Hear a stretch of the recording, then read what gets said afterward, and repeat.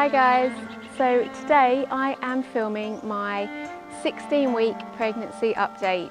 I'm now at the end of my 16th week and I'm just going to talk about everything that's been happening over the last month, which has been the first part of my second trimester.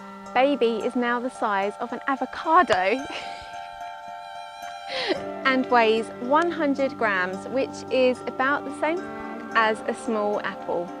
Baby is also now 11.5 centimetres, which is as big as this stick that I found on the floor. All of the baby's major organs are now formed and it has a fully working circulatory system and urinary tract. It also has finger and toenails and its fingerprints are starting to form. I'm now going to talk about the symptoms from the last month of pregnancy, from weeks 13 to 16. And starting off with fatigue, still for the first couple of weeks I was still really tired, and I do occasionally still get rather fatigued throughout the day and have a nap, but it's nowhere near as much as it was in the first trimester. At the end of week 13, a small bump appeared in my lower belly to like the left hand side, and my clothes also started feeling a lot tighter and didn't fit me as well. I also had a couple of weeks of feeling quite bloated and a lot of bloating feelings. That's been okay this last week, but it was happening quite a lot weeks 13 and 14. Now for something that I would not normally talk about, but all in the name of an honest pregnancy update: constipation. This came on at week 15, and apologies if this is too much information for some of you, but I didn't go for a week and it got quite irritating and painful. And I mean that in a literal sense. I did not poop for 5 days. Embarrassing. There are actually two good reasons why a lot of pregnant women experience constipation, and one of them, or the main one, is because of the pregnancy hormone progesterone. It basically relaxes the muscles, and your intestines being one of them, it just slows everything down and gets really sluggish and takes ages for things to work their way through. And also, of course, your organs start getting squashed about to make way for the baby bump, so that's another cause of the symptoms. The top part of my tummy started to feel a lot harder and felt like it filled out a lot more than the previous month.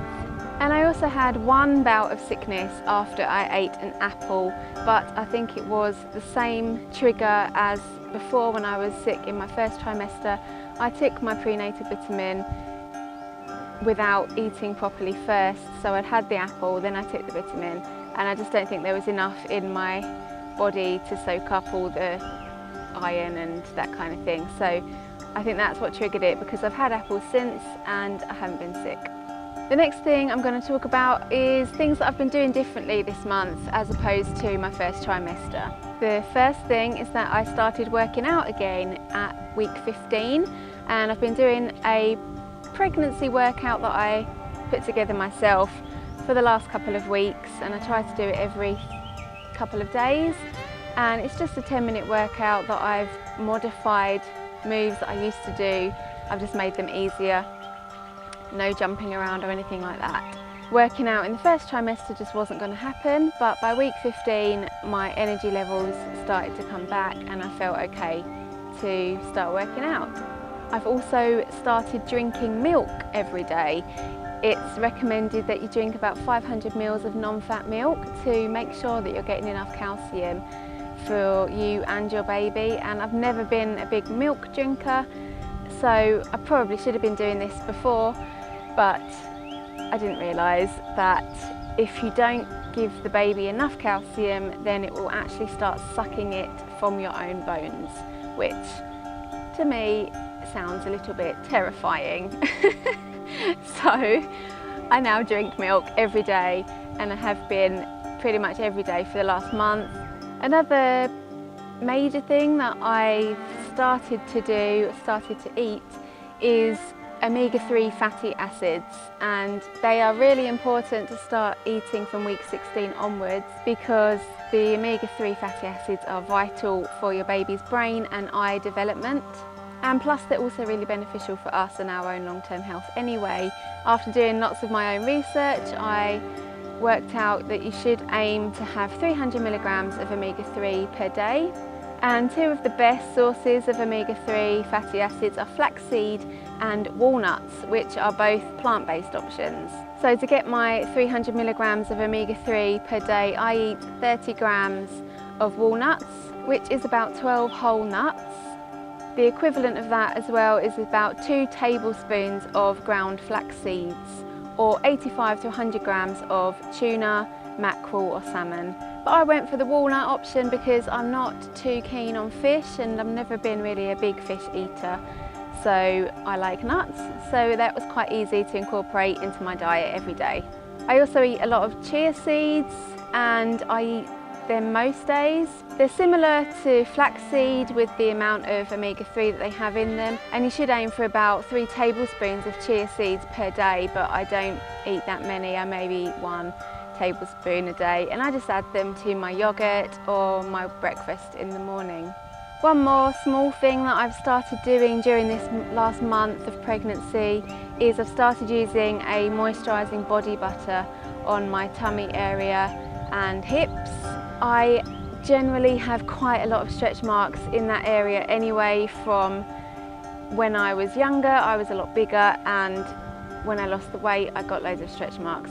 So I'm not too fussed about stretch marks, but if I can avoid getting extra ones or new ones, that would be great.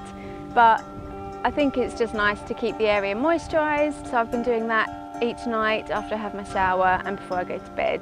There are a ton of pregnancy body creams and stretch mark creams that you can buy, but I'm not using any specialised products yet. I'm just using a general body butter for the moment. So now for my summary. So far, as in the first trimester, I haven't had any cravings. I don't know if they're going to come or not, I don't know, but nothing, I haven't craved anything so far. And my body measurements and weight gain. My measurements have gone up another ½ an inch since the last update. Since last month, my waist and my hips have both increased by ½ an inch, which puts the total to 2 inches since before I got pregnant. And my weight gain for this last month is 1.8 kilograms, which puts my total weight gain to 3.3 kilos from before I got pregnant. A healthy weight gain for 16 weeks of pregnancy is anywhere between 2 and 3.5 kilos. So at 3.3 I am in the healthy zone just, which I'm happy about. And as a final note, I just wanted to say that I'm not a medical practitioner in any way, or a dietitian or anything like that. So everything that I'm saying here is just from my own experience and my own extensive Google research. So that is it from me. I hope this monthly update has been helpful or useful in any way, and I'm now going to end the video with a belly shot.